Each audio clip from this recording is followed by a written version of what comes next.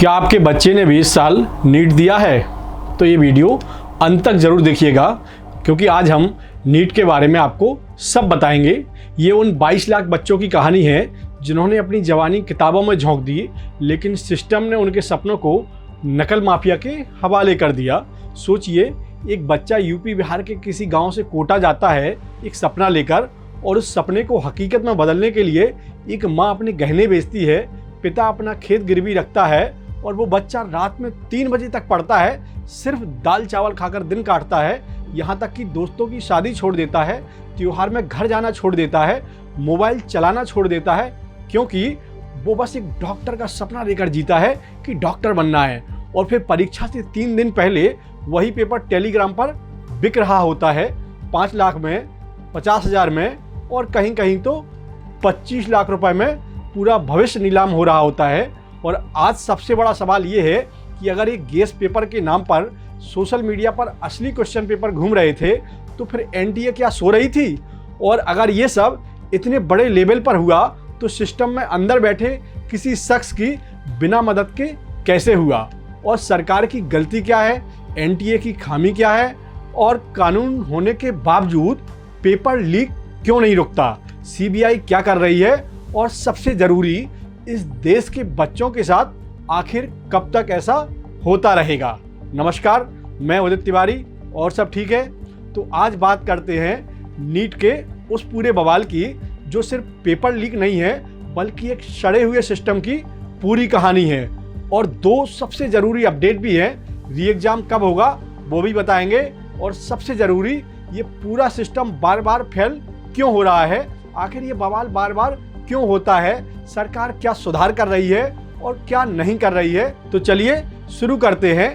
NEET UG 2026 की परीक्षा 3 मई को हुई, और देश के 550 शहरों में 5500 से ज़्यादा केंद्रों पर 22,79,000 बच्चे परीक्षा देने बैठे।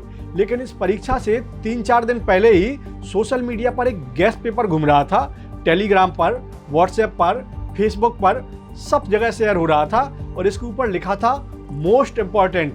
ये वाले सवाल जरूर आएंगे। ये क्वेश्चन देखकर कुछ बच्चों ने सोचा कि होगा कोई रैंडम गैस, ऐसा तो हर साल होता है, या हो सकता है फ्रॉड चल रहा हो, कोई स्कैम किया जा रहा हो। लेकिन जब परीक्षा हुई तो उसी गैस पेपर के 80 से 90% सवाल हूबहू वही निकले जो गैस पेपर में शेयर हो रहे थे। समझिए, 80 से 90%। और इसका मतलब हुआ कि वो गैस पेपर नहीं था, बल्कि वो असली पेपर था जो लीक हुआ या लीक किया गया। फिर 7 मई को एनटीए को जानकारी दी गई। एनटीए यानी नेशनल टेस्टिंग एजेंसी, वो सरकारी संस्था जो देश की बड़ी प्रतियोगी परीक्षाएं करवाती है, नीट, जेई, सब इन्हीं के जिम्मे है। मामले में जांच हुई, और 12 मई को पक्का हो गया कि पेपर सच में लीक हुआ है, और उसी दिन एनटीए ने पूरी परीक्षा रद्द कर दी। मतलब नीट यूजी की पूरी परीक्षा रद्द हुई, और 22 लाख बच्चों के सपने, उम्मीदों, सब पर पानी फिर गया।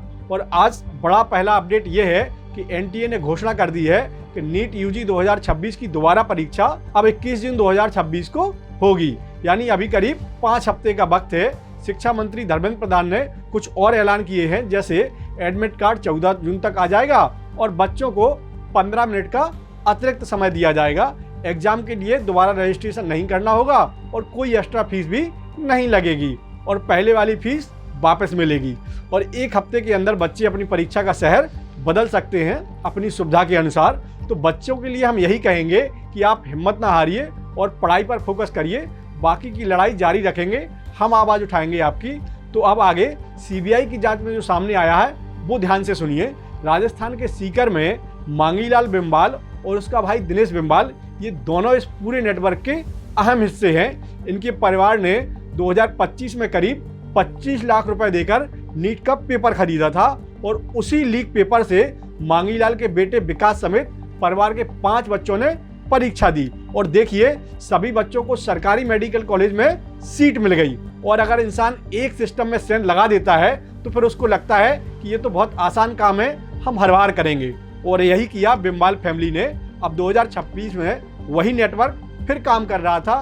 पेपर पहले महाराष्ट्र से आया, सोहम खैरनार नाम के बीएमएस स्टूडेंट के जरिए, जो खुद एक डॉक्टर का बेटा है। उसने ये पेपर हरियाणा के यश यादव को दिया, और यश ने राजस्थान में मांगीलाल के नेटवर्क तक पहुंचाया। और इस साल ये इसलिए पकड़ में आया क्योंकि नेटवर्क के अंदर ही किसी ने गड़बड़ी की। सीकर के कोचिंग सेंटरों की आपसी दुश्मनी की भनक बाहर निकल गई, वरना शायद ये भी दब जाता जैसे पहले दबता आया था।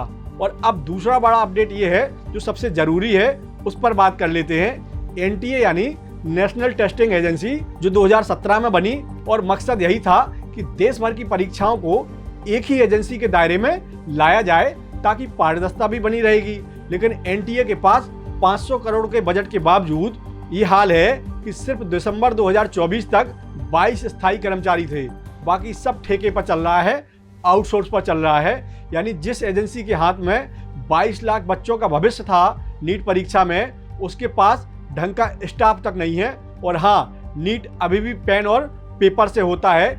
इस एग्जाम के लिए पेपर छपते हैं और सुरक्षित गाड़ियों में 5500 केंद्रों तक ले जाए जाते हैं। मतलब इतनी लंबी सप्लाई चेन जिसमें एक भी कड़ी कमजोर हुई तो पेपर लीक हो जाता है। और राधाकृष्णन समिति जो 2024 में नीट पेपर में गड़बड़ी के बाद सुप्रीम कोर्ट के आदेश पर बनी थी, उस कमेटी ने साफ साफ कहा था कि नीट को धीरे धीरे ऑनलाइन यानी सीबीटी यानी कंप्यूटर बेस्ड टेस्ट में शिफ्ट करो। जैसे जेई होती है इंजीनियरिंग के लिए, सीबीटी से ये होगा कि ह्यूमन इंटरवेंशन कम होगा और लीक की गुंजाइश खत्म होगी। और सरकार ने भी इस सुझाव पर हामी भरी थी कि हाँ ये करेंगे, बेहतर सुझाव है। लेकिन अभी एनटीए के पास एक फेज में सिर्फ 1.5 लाख बच्चों को बैठाने की कैपेसिटी है, और जब 22 लाख बच्चे बैठेंगे तो 15 से ज़्यादा फेज में एग्जाम करवाना पड़ेगा। इसलिए सरकार ने जुगाड़ निकाला, वही पुराना पेन पेपर वाली परीक्षा, वही पुरानी सप्लाई चेन और वही पुरानी कमजोरी। मतलब इतने बड़े आईटी महाशक्ति वाले देश में चुनाव तो मशीनों से होते हैं, ईवीएम से होते हैं, लेकिन परीक्षाएं आज भी कलम और पेपर से हो रही हैं। और वो परीक्षा जो देश की सबसे बड़ी परीक्षाओं में गिनी जाती है, नीट की परीक्षा। हालांकि आज शिक्षा मंत्री ने कहा है कि हम अगले साल यानी 2027 से नीट ऑनलाइन करवाएंगे। अब देखते हैं मंत्री जी क्या करवाते हैं। और अब पेपर लीक पर बात कर लेते हैं। देखो भैया, जब भी पेपर लीक होता है ये सरकारें सीबीआई को जांच दे देती हैं, लेकिन सीबीआई का रिकॉर्ड भी देखना चाहिए। 2015 से अब तक 10 साल में पेपर लीक के मामलों में सिर्फ एक मामले में सजा हुई है, बाकी मामलों में 90 दिन में चार्जशीट भी दाखिल नहीं कर पाई सीबीआई।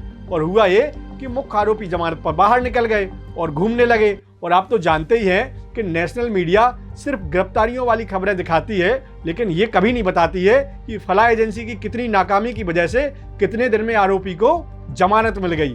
और जब फरवरी 2024 में संसद ने कानून पास किया कि नकल माफिया के लिए अधिकतम 10 साल की सजा होगी, लेकिन ये कानून भी नीट 2024 में गड़बड़ी के बाद ही आनन फानन में लागू किया गया था।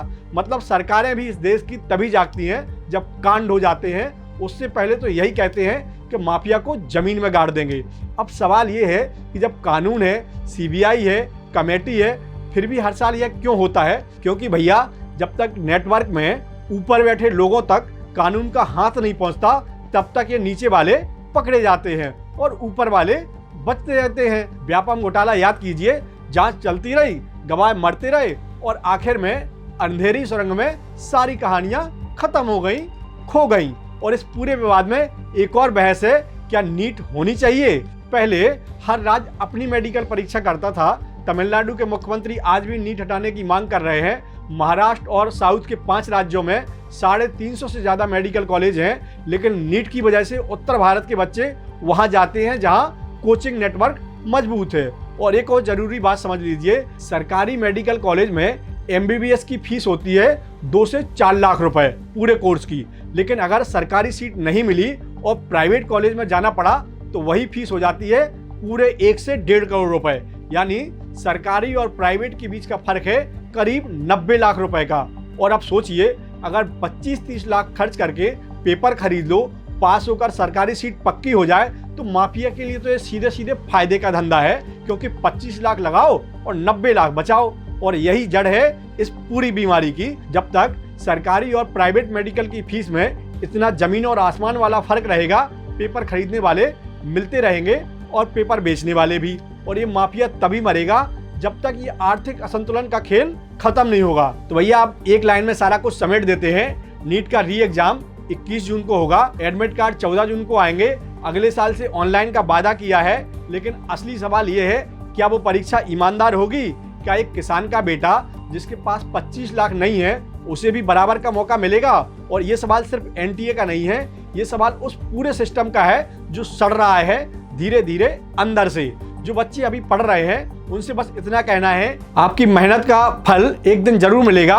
और जो माफिया आज बच रहे हैं वो ज्यादा दिन नहीं बचेंगे, क्योंकि जब 22 लाख बच्चे एक साथ आवाज उठाते हैं तो सिस्टम हिल जाता है। आज का सच यही था। आगे फिर मिलते हैं नए वीडियो में।